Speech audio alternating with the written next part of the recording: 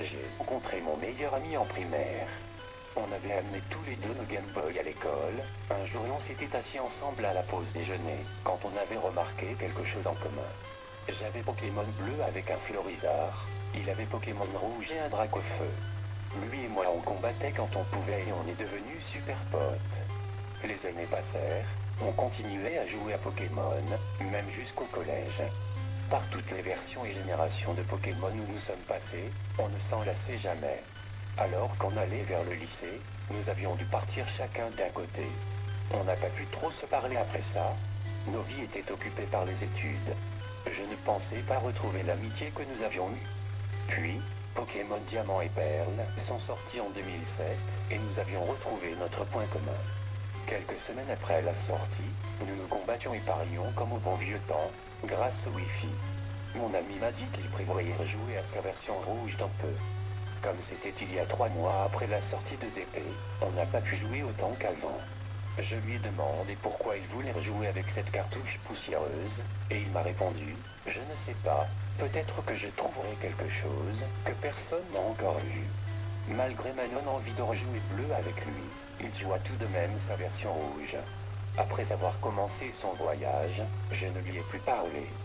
3 semaines plus tard, j'ai reçu un appel de ses parents. Bien qu'il n'ait jamais rien eu de tel de sa vie, il est mort de ce qui paraissait être une crise d'épilepsie intense. Il était seul dans sa chambre jusqu'à ce que son colocataire, malheureusement arrivé trop tard, l'a trouvé sur le sol, sans vie, et avec ses écouteurs préférés aux oreilles. Je rejoignis la famille aussi vite que possible pour assister aux funérailles.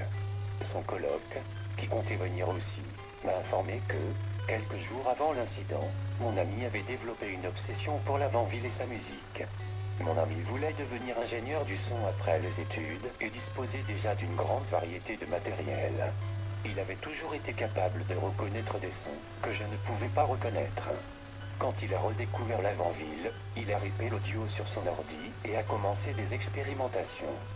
Plus tard, il a réussi à trouver un ripérard de la musique de l'avant-ville provenant de la toute première version distribuée de la version verte, exclusive au Japon.